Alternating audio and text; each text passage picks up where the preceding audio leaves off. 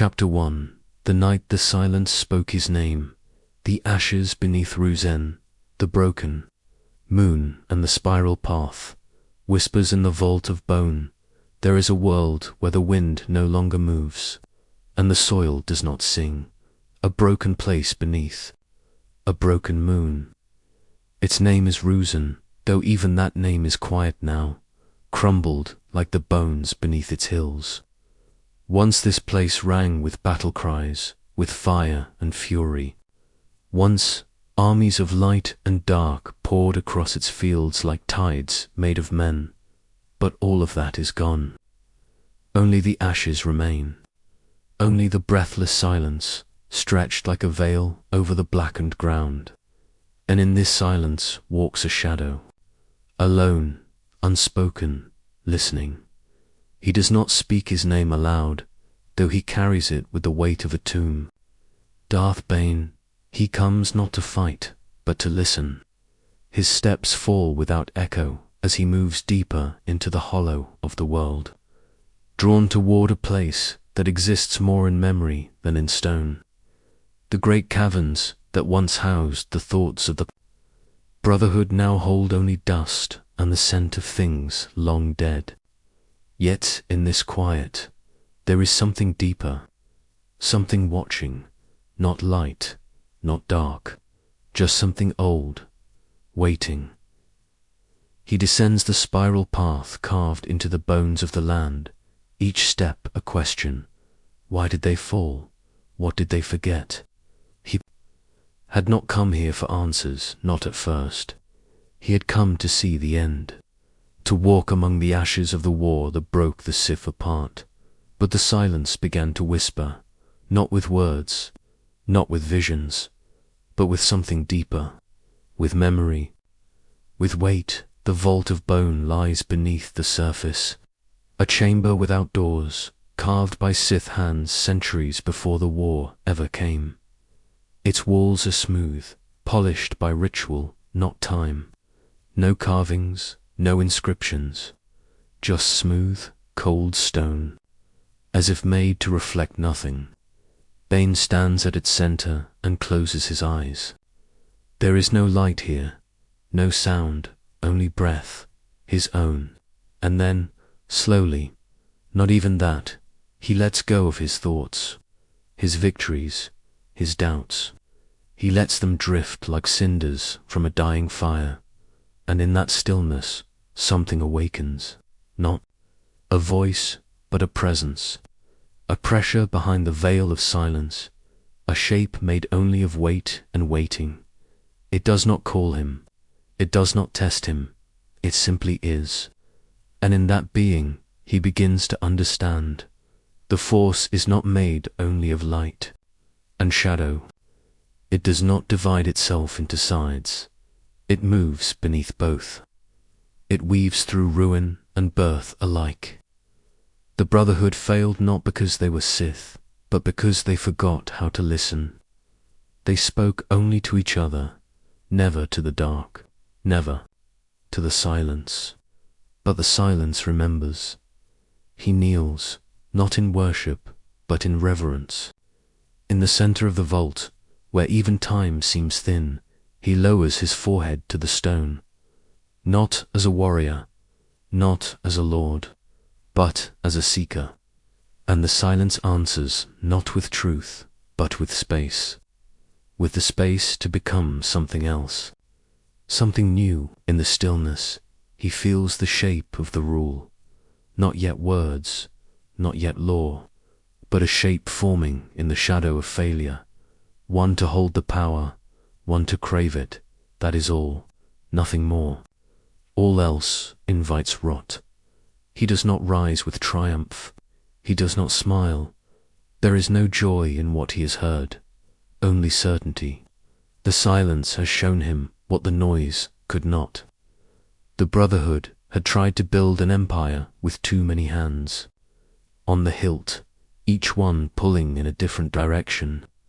Power divided is power decayed, but power held in secret. Power pass like flame between two, it might survive. It might grow, Bane stands. His name feels different now. Not heavier, not lighter, just sharper, like it has edges now. As if it knows what it must become.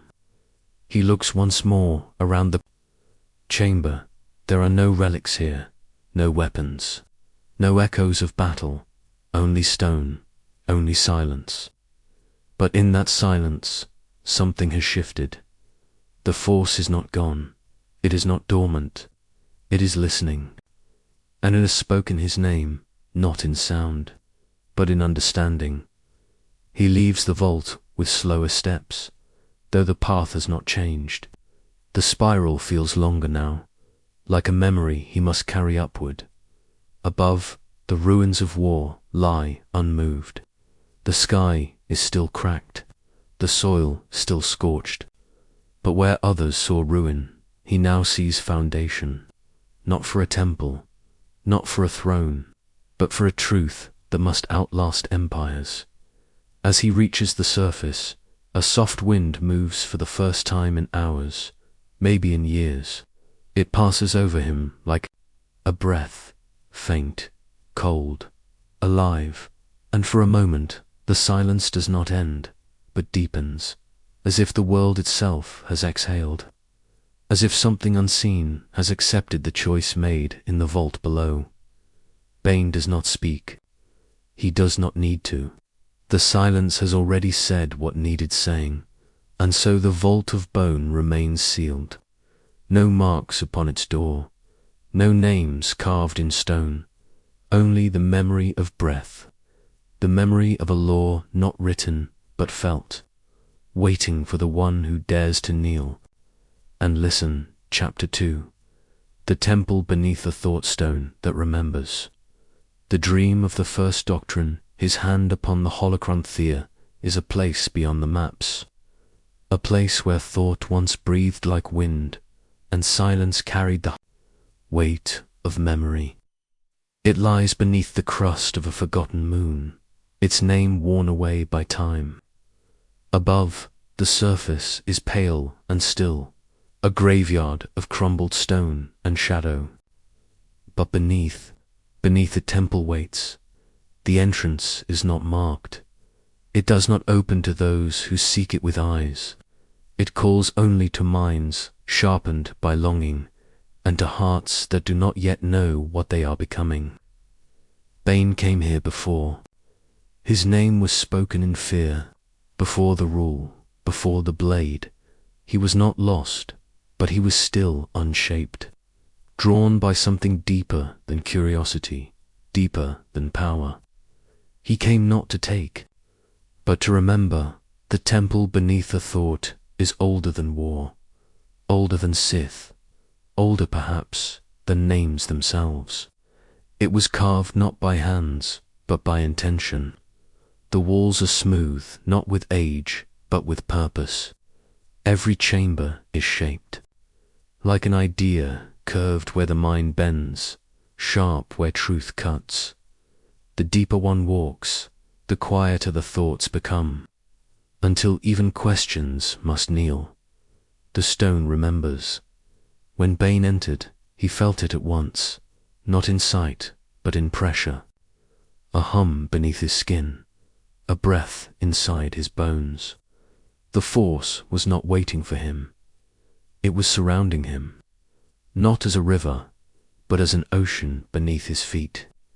Each step forward was not a journey through space, but through understanding. And still, the temple asked nothing of him. It simply allowed him to continue. There were no torches, no markings, no voices, only doorways shaped like silence, and corridors wide enough for wonder. The ceiling above him held no lights, yet glowed with soft reflection, as if it remembered the starlight from another age. There, deep in the center of the temple, he came upon the dream. It was not a room, it was not a vault, it was not even truly a space. It was a stillness so complete, it became a presence, a cradle of thought where the very first Sith had once knelt, not to command the Force, but to ask it a question. Bane could feel it in his breath, as if he was speaking into a mind far larger than his own. The dream had not ended. It was still unfolding, and he had stepped into it. A pedestal of quiet metal stood at the center. Upon it rested a single holocron, older than memory, shaped like a cube of glass filled with smoke. It did not glow. It did not shimmer. But as he approached, it pulsed softly, as if sensing the rhythm of his mind. He did not reach for it. Not yet.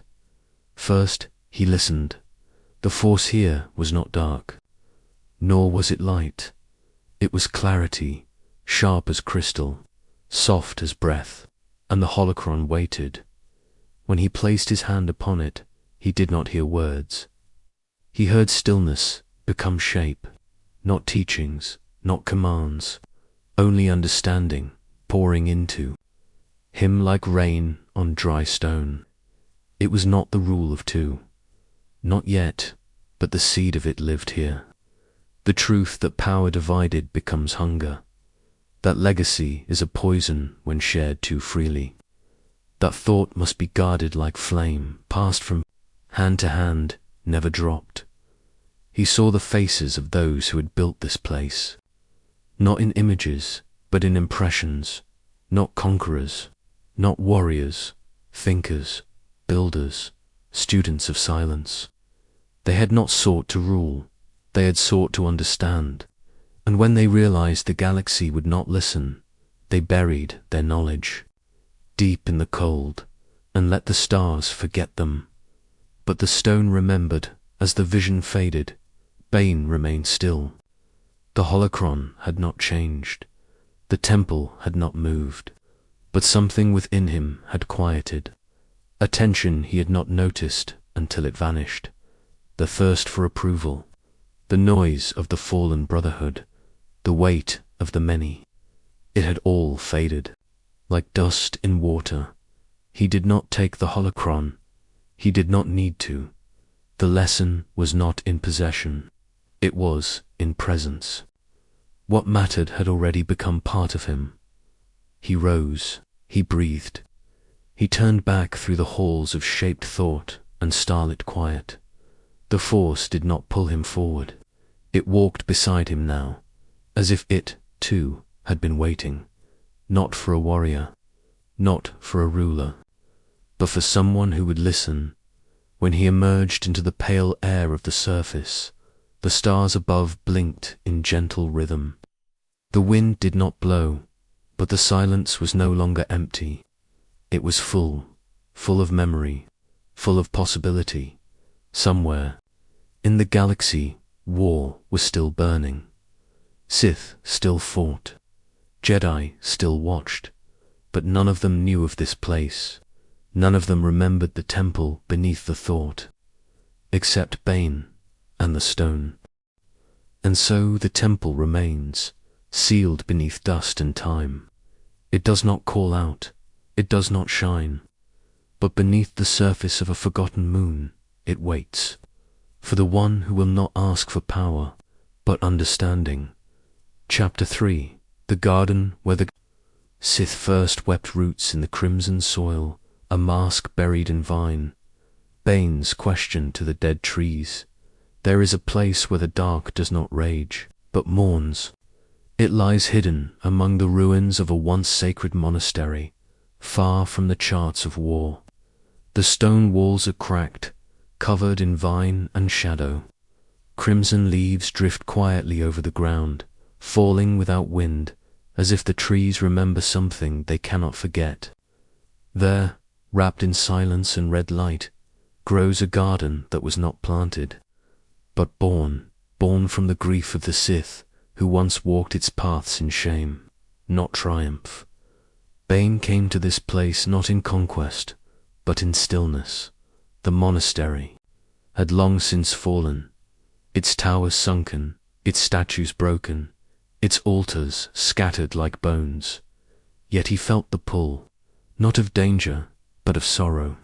Something in the force lingered here, not to warn, but to weep. He stepped through an archway swallowed in thorn. the stone carved with names now faded smooth. The garden greeted him without sound. Every leaf seemed to hold its breath. The trees, dark and twisted, reached not toward the sky but downward, their limbs bent low as if burdened by memory. The soil beneath his boots was deep and red, not from blood, but from time, from something older, something sacred. Here. Once the Sith had come not to fight, but to reflect. Long before temples were built from conquest, before power became hunger, there were those who looked inward, lords and acolytes who had walked the path of shadow too far, and returned with eyes full of ash. They gathered in secret, not to confess, but to sit, to feel, to let the Force grieve through them. Bane moved deeper into the garden, past fallen bells and shattered fountains, until he reached the heart of it, a tree, dead yet still standing. Its bark was cracked, its branches bare, but its roots ran deep, deep into the soil, into memory. At its base was a single mask, half buried in vine. Not a warrior's mask, but something ceremonial. It bore no mouth, only empty eyes. Bane knelt beside it, brushing away the leaves. It felt warm beneath his hand, though no sun reached this place, as if it remembered the one who had worn it, as if it remembered pain. The Force here was unlike any he had known, not sharp like fury, not bright like vision. It was slow, heavy, full of shapes without names. He sat before the tree and listened. There were no voices, no ghosts, no illusions, only a presence, like an old wound that no longer bleeds, but still aches. He placed his palm upon the roots, and in the stillness, something passed between them, a memory not his own, a moment preserved in silence. He saw them, robed figures, kneeling beneath the branches long ago. They did not speak, they did not look at one another. They sat in rows, unmoving, their hands on their laps, their eyes lowered. Some wept, some did not. All of them carried something inside them too large to name. They were Sith, but they were tired, tired not of fighting, but of becoming what they had become. One rose. A woman in dark crimson, her face hidden behind the same mask Bane had uncovered. She approached the tree and pressed her forehead to it, not in prayer, in apology. The wind carried no sound, yet Bane could feel her words, not in speech, but in sorrow. She asked not for power, she asked to be released from it, and then the vision was gone. Bane opened his eyes. The mask was still there, the tree still silent, but something had changed within him. A weight he hadn't noticed had settled on his shoulders, not to crush, but to remind. The Sith did not fall because they sought power. They fell because they forgot to feel, to mourn, to question what their power cost. This garden had been planted by pain, not peace, but it lived on long after the monastery fell, because some things must be remembered, not in books, not in battles, but in silence. In soil, Bane stood. He did not take the mask. He left it where it lay, half swallowed by vine and time. He placed his hand once more on the tree, and this time he asked a question. Not aloud, not even in words, only in feeling. Why must power always demand pain? The tree did not answer, but it did not turn away, and that, in its own way, was enough. He turned from the garden, the red leaves brushing his shoulders like hands of farewell. He did not feel triumph. He did not feel loss. He felt something deeper, something quieter, the truth that even in darkness there is grief. that even those who walk in shadow must sometimes stop to weep. And so the garden remains, hidden by thorns and silence, growing slowly in the ruins of what was never truly forgotten. No holocrons, no weapons, only roots, only sorrow, only a mask, waiting patiently in the vine-choked earth for the one who will return. And remember, Chapter 4, the moon that bled into stone, the silence beneath its crust, a well of crimson memory. What the Sith, buried in the sky there, was once a moon that wept in light to red to see. It circled a forgotten planet near the edge of ancient maps, a place of rust-colored storms and sleeping bones. The Jedi had no name for it, the Sith once did, but let it vanish in shadow, for what they buried there was not a weapon, nor a truth. It was a wound. Bane did not come to conquer this place. He came because he dreamed of it. For 7 nights, visions pulled him inward, visions of stone that breathed, of red mist that moved like memory, of a silence so deep it could drown a soul. And when the 8th night came, he followed the vision's call across the black sea. Of stars, the moon had no song, no wind, no life, only dust and red rock. But beneath its crust, there was a rhythm, slow, pulsing, ancient. A kind of heartbeat, not of flesh, but of force. It echoed beneath his feet as he walked, growing louder the deeper he moved into the fissures of its skin. At last he found the opening, a narrow wound in the rock, half sealed with black glass. Something had burned here long ago, a heat not of fire, but of betrayal. Bane stepped inside. The darkness closed around him like a grave. Within the hollowed cavern was a well, circular, smooth, and impossibly deep. Around its lip were carved symbols older than speech. Not Sith, not Jedi, something older. Symbols shaped not by hands, but by feeling. The Force had etched its sorrow into stone. He knelt beside the well and gazed down. There was no bottom, only reed. A light that pulsed like a distant memory, steady and slow. He reached out with his senses, and the past answered. He saw a gathering. Sith Lords in a circle, robes heavy with ash, faces hidden by time. They were not there to destroy. They were there to bury. One of their own had fallen, not in battle, but in spirit. A woman once called the Star Voice, who had spoken too deeply into the Force and returned hollow. Her mind had unraveled into vision. Her words became prophecy, but her prophecy was one the Sith could not bear. She had spoken of a fracture in their future, a shattering of the order, not by enemy hands, but by their own hunger.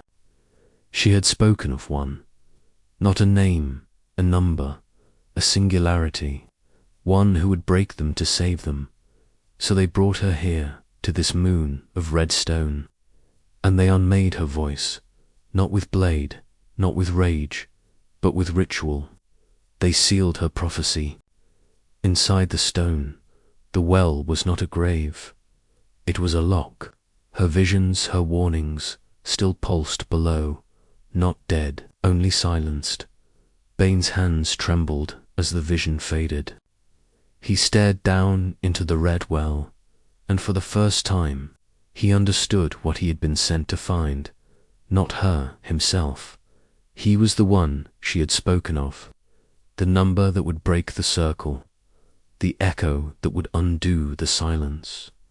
But the prophecy had cost her everything, and the Sith had buried her, not out of fear, but out of shame. He stood, the red light of the well reflected in his eyes like fire beneath glass.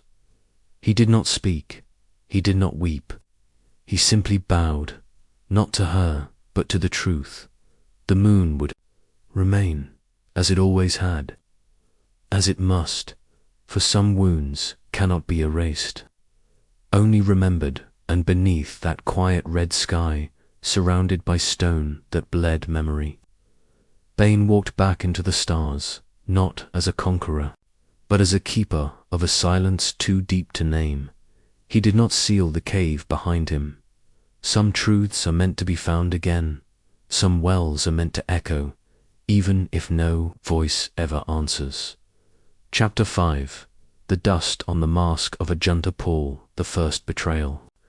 The sword that dreamed of ash, what remains in his shadow before the Sith were ever a name. Before the word had weight or war, there was only exile. And in exile, there was Ajunta Paul. He was not yet dark, not yet fallen. He was only silent. Once he walked among the greatest of the Jedi, not as warrior, not as priest, but as seeker. He searched not for power, but for the space between light and shadow. And it was there, in that in-between, that he found something. The Order could not forgive a question.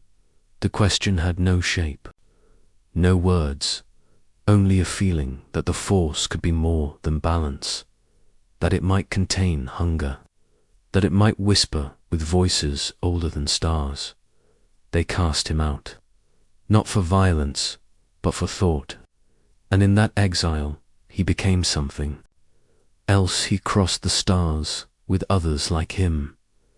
Those who had asked too deeply, reached too far, dreamed too dark, and together they landed on a red world of fire and bone, a world that called itself Korriban, a world already steeped in sorrow.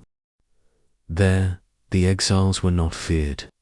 They were crowned the native Sith, a red-skinned people bound to the Force through blood and storm, saw in Ajunta not a man, but a god. And he, weary with silence, let himself become one. But gods are lonely. Years passed. Temples rose, wars bled, names changed. Ajunta led them not with cruelty, but with vision. Still, something in him ached, something he could never unmake, for he had not turned away from the Jedi to rule. He had turned away to understand, and the more the Sith followed him, the more they misunderstood. One day, in a chamber beneath the great spires of Korriban, Ajunta forged a weapon. It was not made of steel, it was made of memory, folded into the shape of a blade, and on its hilt he inscribed no words, only a single line of breath. I was not born for this. The weapon was never used in battle. It was placed at the foot of a tomb. His own Ajunta died before war reached its height. Some say he took his own life.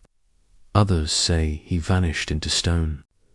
But those who walked the silent halls of his resting place knew only this: his mask remained a simple thing, forged of iron, dust-covered, heavy with regret. Bane came to that tomb not for answers, but for silence. He walked through the corridors of cracked red stone, past murals now faded with age, past bones that once bore crowns. And when he reached the final door, it did not open with force or flame. It opened with stillness. Inside, the mask rested on a slab of polished obsidian. No guards, no traps, only silence. Bane did not reach for it. He only sat beside it and waited. Time passed, then a breath, not of air, of memory. Ajunta's voice came not from the walls, nor from the mask, but from the shadow beneath the tomb. It said, "We did not fall. We wandered." It said, "The Force does not choose sides. It reflects them." It said, "There is no honor in being first, only wait." Bane listened, eyes closed. No fear, only quiet understanding. He had come to inherit the legacy of the Sith instead. He found its sorrow. He rose, left the mask untouched, and walked once more into the dust of Korriban.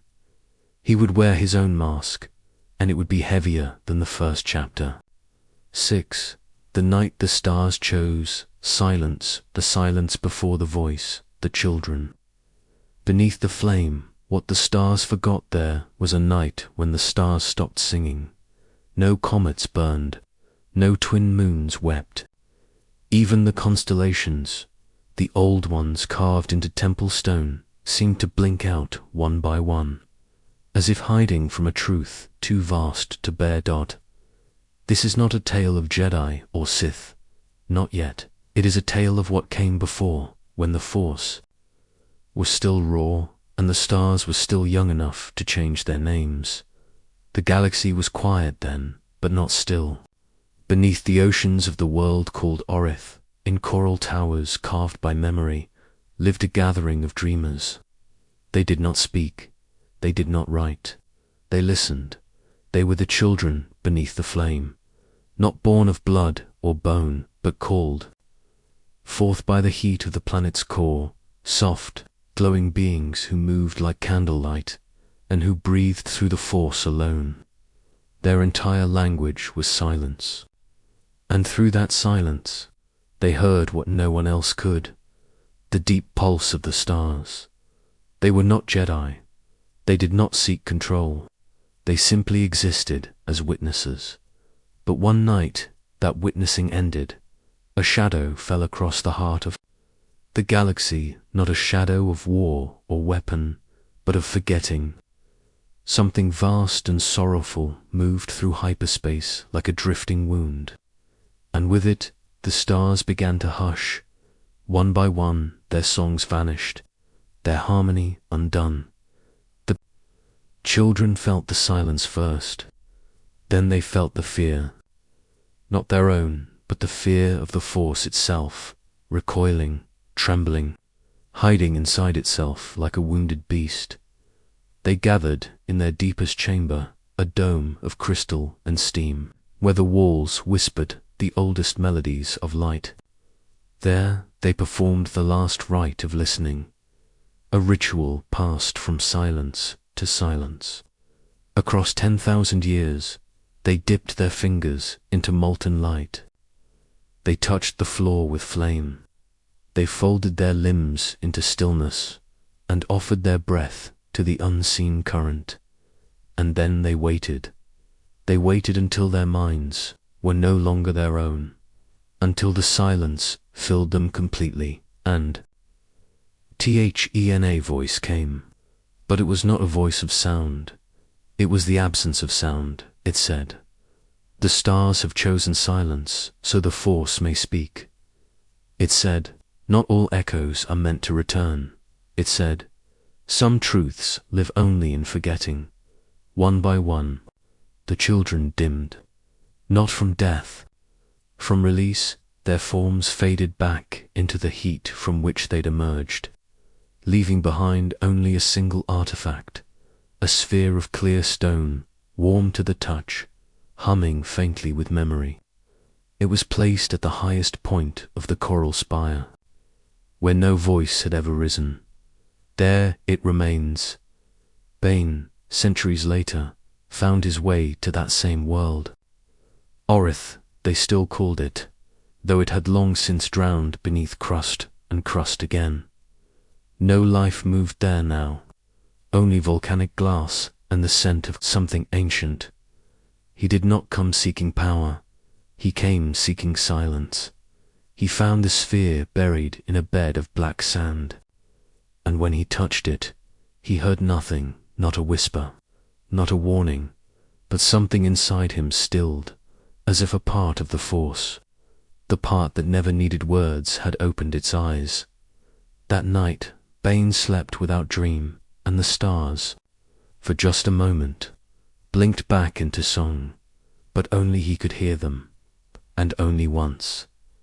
Chapter 7. The fire that fed the root, the ember priest who waited. The forest that dreamed in red, what the ashes remembered. There is a planet, the Jedi never marked on their charts. Its name was known only in breath, not in script. It was called Velmore, though no voice ever spoke it aloud. And there, beneath a blood-colored canopy of fire leaves, burned a forest that did not fear flame. It welcomed it. Each tree was hollow, but living. Each root was blackened, but warm.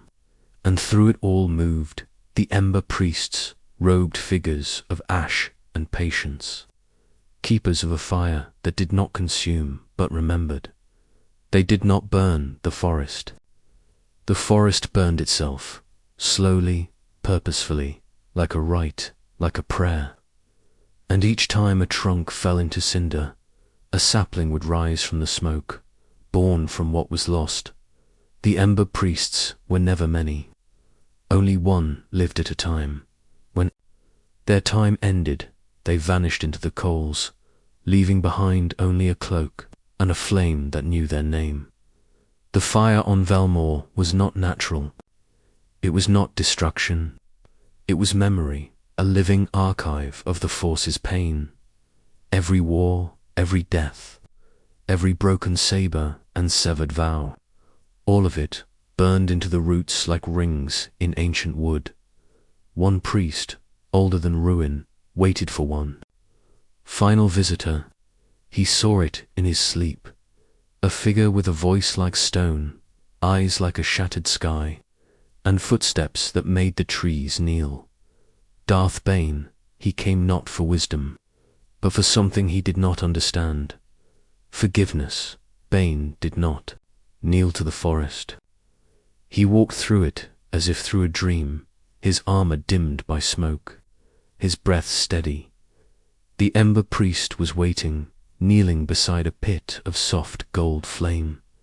He offered no name, only silence, and then he placed a single coal into Bane's palm. It did not burn him, it opened him. Bane fell to one knee, not in surrender, in memory. He saw every death he'd ever caused, not in cruelty, but in pattern. The Force wove it for him, a spiral of flame and root, each branch feeding the next. His pain was not separate from creation, it was creation.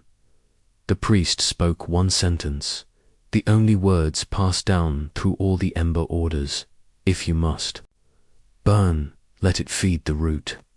Then he stood, walked into the fire, and was no more. Bane stayed for 3 days and 3 nights.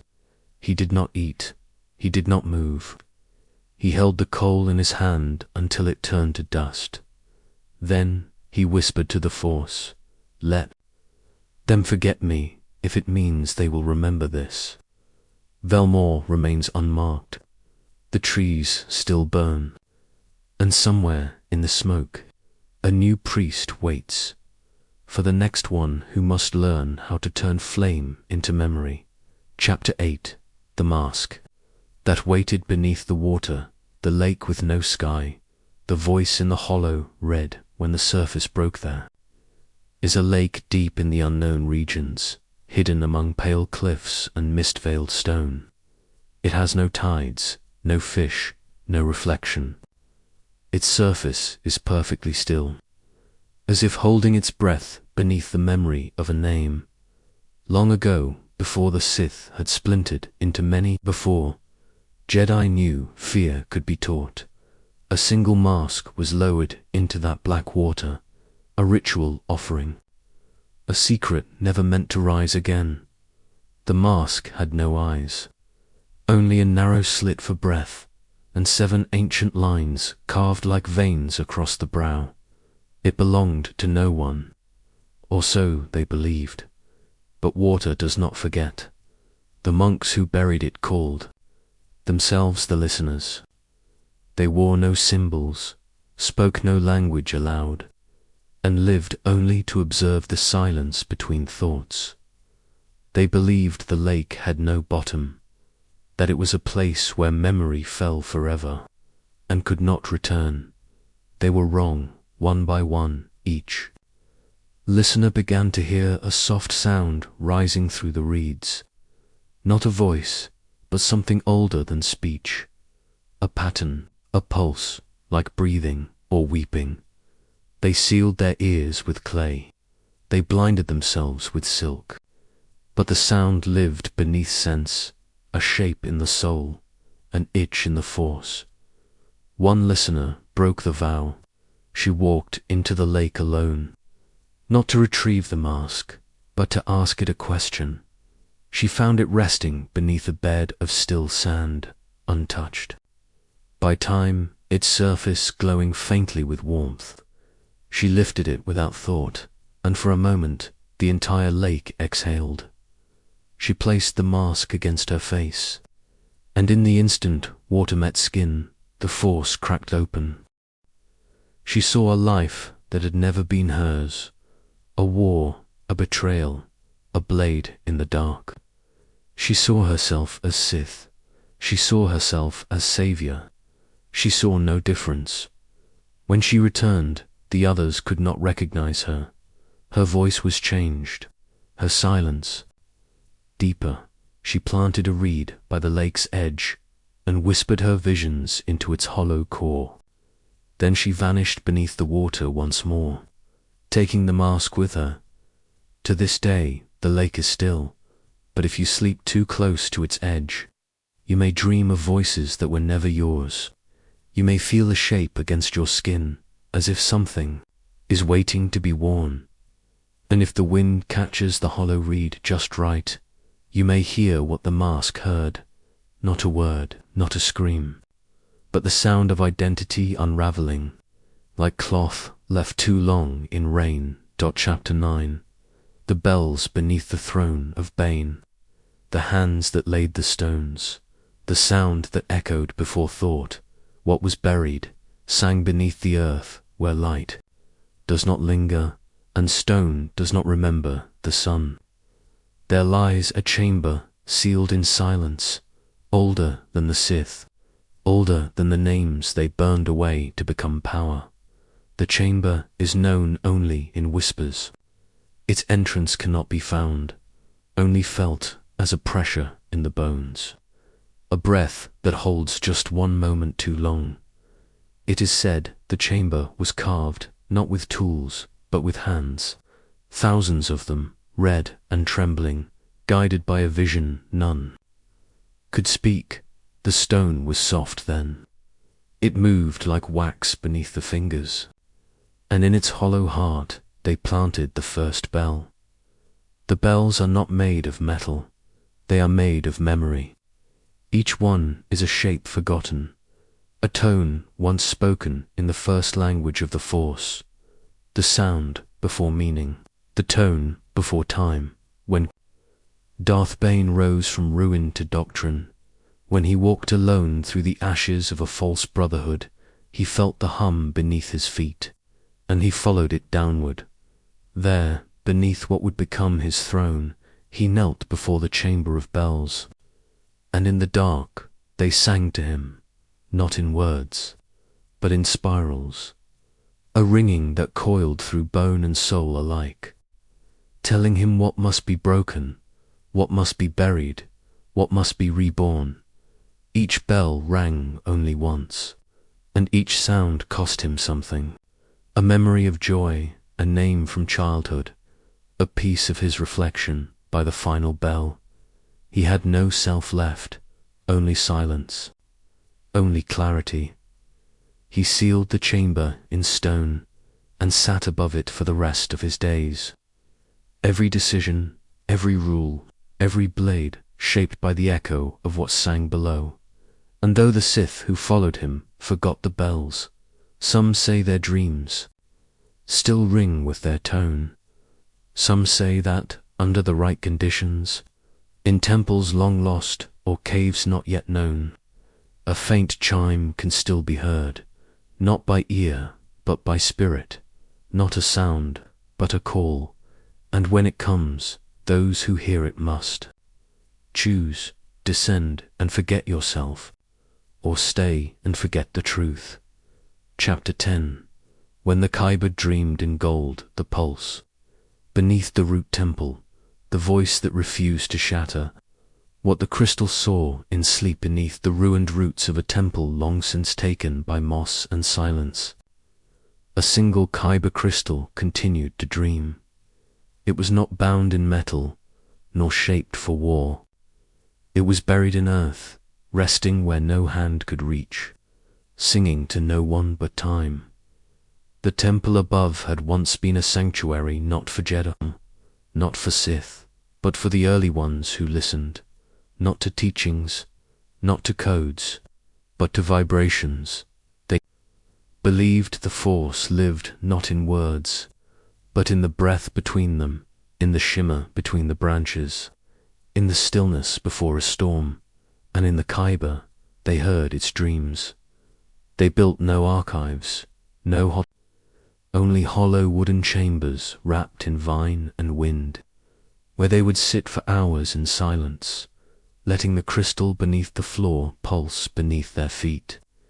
It never flashed, never flickered, only pulsed like the beat of something vast.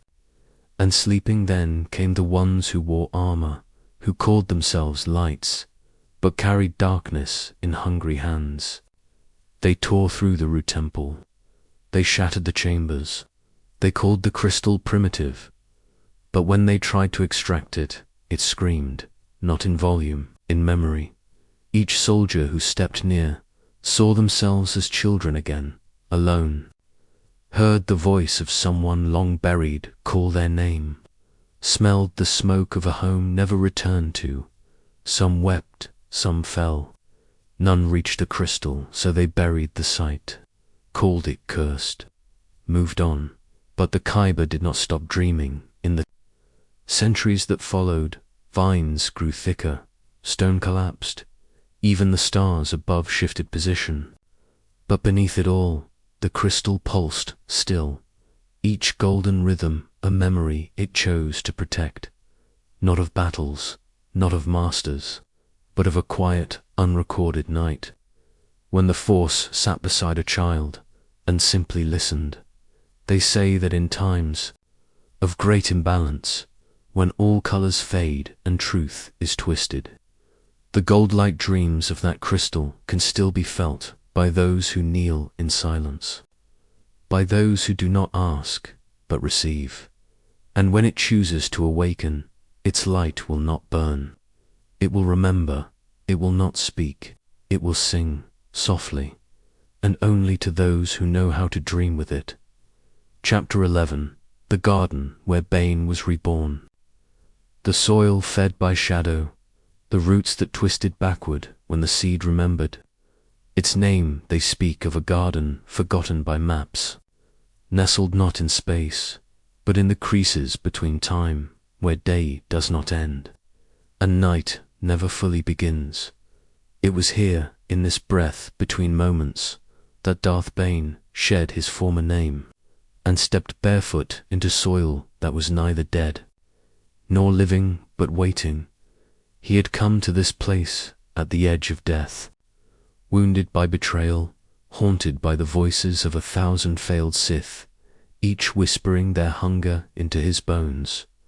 But the garden did not reject him. It welcomed him as its own. No walls, no thrones, only tangled trees, twisting inward as though ashamed to reach toward light. The ground pulsed faintly, like it remembered something long buried.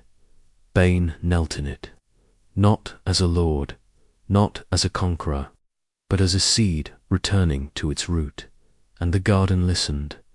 There were no lightsabers here, no rituals chanted aloud, only silence and the slow return of memory. He touched the petals of a black-flowered vine and saw a vision of Sith who had spoken too loudly, built too fast, burned too many. They had fed only the surface. But this garden and the Force that breathed through it fed downward, deep into the dark where truth still sleeps. Here, power was not taken. It was grown. The roots wrapped around Bane's spine like threads of fate, uncoiling not to bind, but to reveal. And beneath the mulch of forgotten Sith, he found something not yet named, a purity of purpose. Uncompromised by ego, He remained there for 9 days, breathing the soil, letting the dark speak not through rage, but stillness. And when he stood again, his eyes had changed, not in color, but in depth. He no longer saw the Sith as a brotherhood. He saw it as a law of growth, one master, one apprentice, no crowd, no noise, just the garden, and the root that chose to survive. He left no mark, no tomb, only a patch of earth where nothing bloomed for centuries, until one night, in silence, a single red flower emerged, twisted, beautiful, and reaching downward. That is where the new Sith began, not in temples, not in war, but in a garden that remembered what the others forgot. Power must take root in silence, before it dares to rise. Chapter 12. The ghost that followed the holocron, the light that refused to leave the keeper with no face. What the holocron could not contain there is a tale hidden deep within the dust of forgotten archives of a holocron sealed in obsidian, its corners etched with flame-burned scripture, its voice haunted. It was not Sith, not Jedi, not bound to either path, but drifting, as if caught in the wake of something older than both. It was said that when opened, the holocron did not speak in data streams, nor diagrams of war, but in whispers, regret, memory, the low hum of someone remembering it was discovered in a ruin beneath the waterworld of Lauren's Vale, suspended in a vault that had no door, guarded not by blade or sentinel, but by silence so complete it swallowed sound before it was born. The one who found it, a seeker whose name is now erased, carried the holocron for only 13 days, and in those 13 days he slept not once. For every time his eyes closed, he heard her voice, soft, measured, calling from within the crystal matrix, not to instruct, but to beg. She did not speak of power, nor technique, only remnants, a temple that never existed, a child who could speak, 2 trees, a world where light was heavier than shadow. He tried to discard it, tried to bury it in salt, cast it into a sun, lock it beneath obsidian vaults, but it always returned, not the object, but the ghost. She lingered in reflections, in the echo of water dripping in stone halls, in the cold breath between waking and dream. At last, desperate, the seeker shattered the holocron against the root of an ancient tree deep in the forgotten groves of Rixia. But instead of ending, the voice became clearer, not angry, not wrathful, only sad. She had not been a prisoner. She had been the memory of a warning, encoded in a device not meant to teach, but to weep. She was a Jedi once, or perhaps a Sith, or perhaps both, before the divide. Before the names, her final message whispered, "There are truths that will not be held in crystal or flame. They live in breath. They follow those who listen, and I am one of them." And so, the seeker vanished, but the ghost did not. They say, if you find a holocron, one warm to the touch, one that hums faintly in your palm, close your eyes. Listen, you may hear her, not in words, but in the long, slow exhale of the Force itself, trying to remember what it once was. Chapter 13. The world that burned from the inside out, the city. Beneath the ashes, the flame that could not die. When the planet whispered back, there was a world, once, spoken of only in the quietest corners of the temple archives. It bore no name, only a sound, a deep droning hum, like molten breath under stone. Some called it Karasses, others the hollow ember, but most simply said, it should not have been.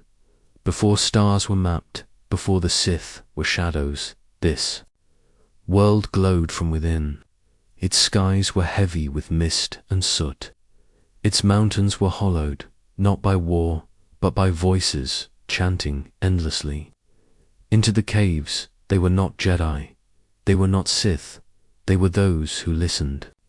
Priests of breath, keepers of ember song, guardians of the inner flame, a fire that did not consume, but remembered, it is said, the flame lived not in hearths, but in people. It lit their thoughts, guided their dreams, and warmed their bones, even in death. But something came, not a war, not a fleet, a silence.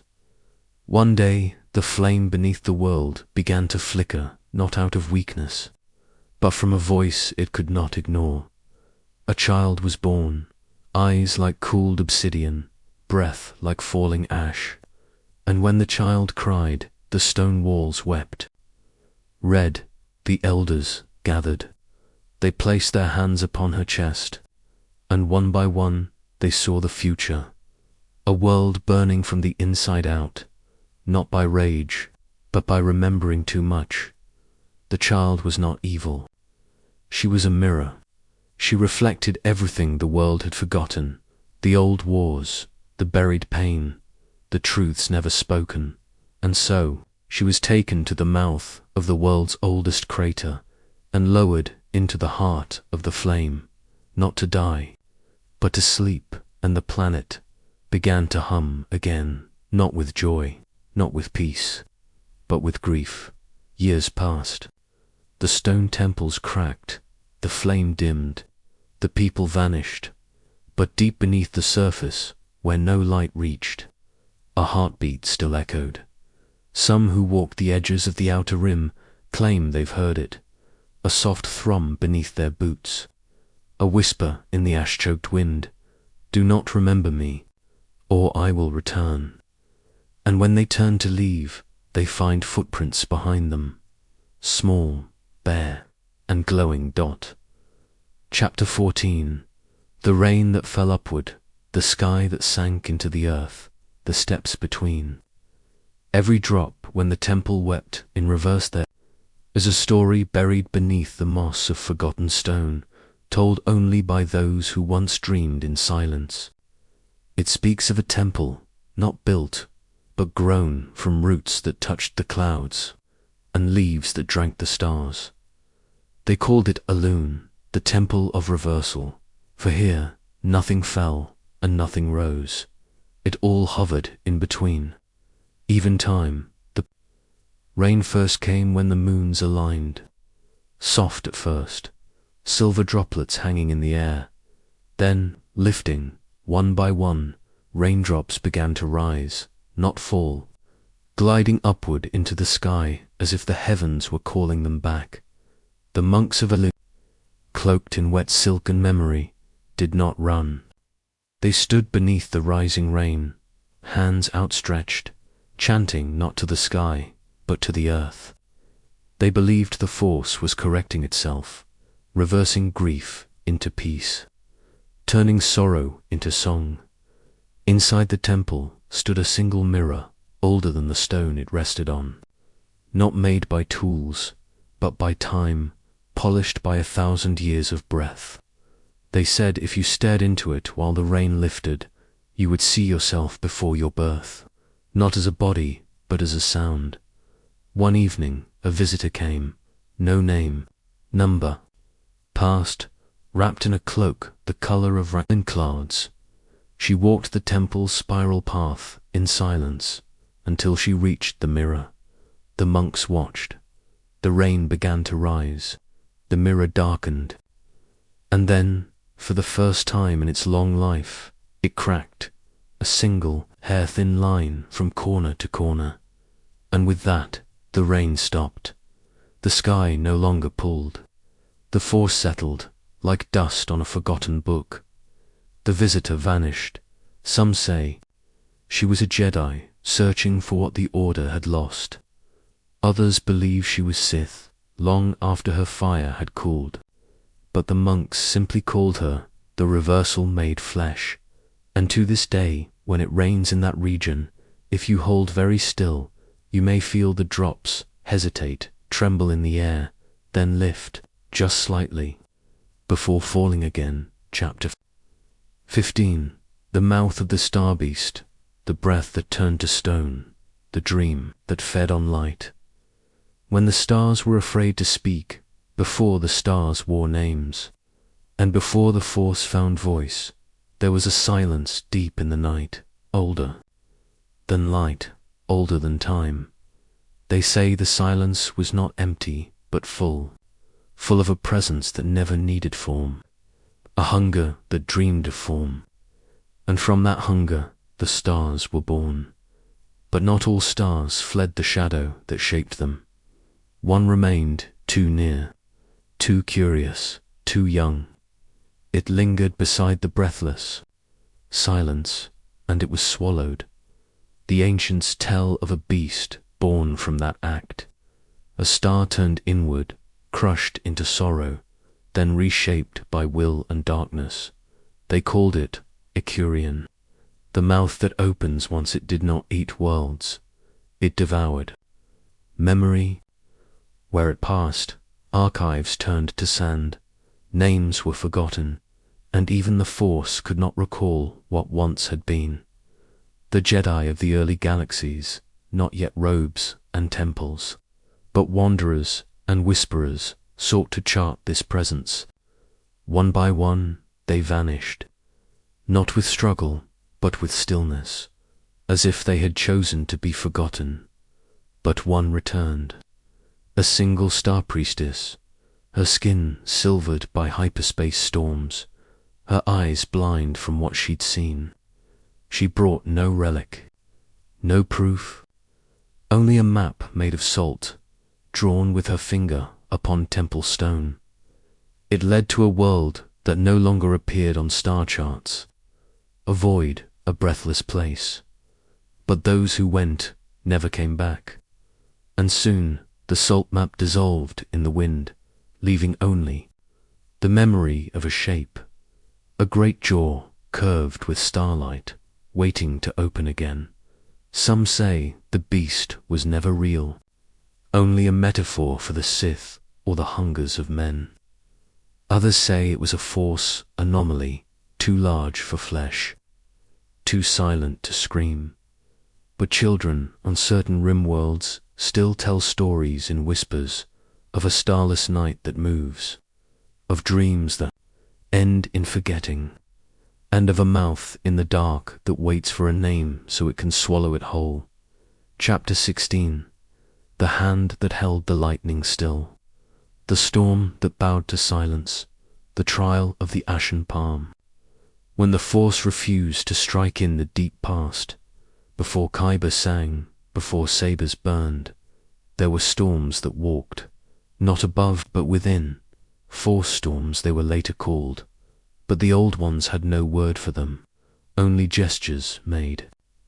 In silence, hands raised not to cast, but to calm. Among the Jedi of the Pale Crescent, there was one known as Kir. He was not warrior nor healer, but a watcher of winds, a mapper of silence. Kirosval studied tempests not in the sky, but in the Force, those unseen surges that split minds open, that scorch truths into bones. He wandered across cracked moons, deserts soaked in static, seas forever churning with golden mist, until he found it, the eye of Iason, a storm that never moved, a scream that never ended. They say it had been circling the same space since before time could blink. No one who entered the eye returned, not whole, but Kirosval did not resist it. He did not challenge it. He entered it with his hands empty and his voice unmade. They say the storm saw him and paused. For the first time in all remembered memory, lightning bent backward. Thunder fell in reverse, and the storm, still roaring, held itself still. Inside the center, Kirosval stood and raised his palm, not in command, but in compassion, and the lightning came to him, not as pain, not as wrath, but his understanding. The trial left his skin silvered, his veins etched with glow, but he did not die. Instead, he walked the galaxy with one hand forever marked, not by burn, but by balance. That hand came to be known as the Ashen Palm. Even Sith Lords were said to hesitate when that hand was raised, for it reminded them, not all storms must destroy.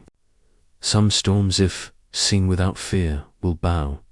And so the Force learned, in that ancient trial, that power is not only in the strike, but in the stillness before it. And perhaps that is where true mastery lies. Chapter 17. The Shadow That Sat beneath the throne that was carved from bone, the crown that could not see, when the darkness refused to kneel in the far reaches of forgotten empires. Where gravity trembled and stars refused to gather, there once stood a throne carved not from stone or iron, but from the bleached bones of fallen kings. They called it the Blind Crown, and none who sat upon it ever ruled for long. It was not power that undid them, it was presence. A presence beneath the throne, older than rule, older than names. The Sith who forged that empire did not know where the shadow came from. It was not summoned, it was not born. It had always been there waiting, listening, remembering. It had no form, no voice, but it had will. And it watched every ruler with the patience that only the Eternal could understand. They say the first Dark King, the one whose blood sparked the crimson line, heard whispers rise from the stone beneath his feet. They told him truths he did not seek, secrets about the throne he thought he had built. It had not been built, it had chosen to be found. One by one, the crowned Sith fell, each believing they were the master, each certain they held dominion. But the shadow remained quiet, still coiled. Only one, a masked figure, known only in fragments as Darth Vane's, refused to sit. He walked the halls of the great citadel, commanded fleets, shaped entire star systems into worlds, but never once claimed the throne. He knelt before it, not in submission, but in acknowledgement, and in that gesture the shadow stirred, not in anger, not in hunger, but in respect.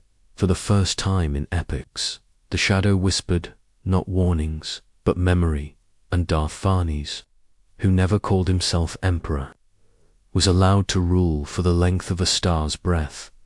He passed into myth, unclaimed by death, and it is said that in the lowest hollow of that ancient throne, his voice still hums in silence, a reminder that the throne was never empty and never yours. So, if you ever find a seat carved from bone, surrounded by ruins too symmetrical to be natural, listen carefully. Do not sit quickly. Do not wear the crown too tightly. For some shadows do not move, not because they are weak, but because they are waiting. Chapter 18. The mirror that refused to reflect the face that was not there. The silence between two selves. When the Force looked away, there is a chamber buried deeper than any crypt, beneath the stone blood of a planet long exiled from maps. It has no name, no key, no guardians, only a door that does not open, lest it knows you, and within it a mirror, not of glass, not of metal, but of the Force itself, forged in a time before language, when the dark and the light still touched like two hands, uncertain whether to hold or strike. The mirror was neither Sith nor Jedi, but something else it does not show. Your face, not as others see it, not even as you believe it to be. It shows what the Force sees when it closes its eyes. Darth Bane found it, not in search, but in retreat. His body was breaking, his apprentice rising, his vision for the Sith nearly complete, but hollow in silence. He stood before the mirror and waited for his reflection to appear, but it did not where his image should have been. There was only breath, only movement, only memory. He saw not himself, but the others, 1,000 Sith faces, scarred, veiled, crowned in ash, and behind them 1,000 Jedi, broken, hopeful, falling like comets in reverse. He searched for purpose. He searched for victory, but the mirror gave only one truth. You are not the first, and you are not the last. Bane reached out. His hand touched the surface and passed through, and on the other side he did not find death, nor transcendence, only a room, just like the one he stood in. Another mirror, another Bane, watching back, unsure which one was real. He left the chamber without a word, never told Xana, never returned, but in the final hour of his life, as lightning cracked across his soul and legacy turned to silence, his last thought was not of conquest, but of that moment before the mirror when he saw himself and did not recognize what looked back. Some say the mirror still waits. It cannot be broken. It cannot be stolen. Only found by those who seek to know themselves and are willing to lose everything in the seeing so. If you find yourself in a place that does not cast shadows, in a room where your breath feels borrowed, listen. The Force may be watching you through a mirror that does not reflect, asking not who you are, but whether you are willing to find out. And if the mirror shows you nothing, do not be afraid. It has only seen you before, and it is waiting for you to remember.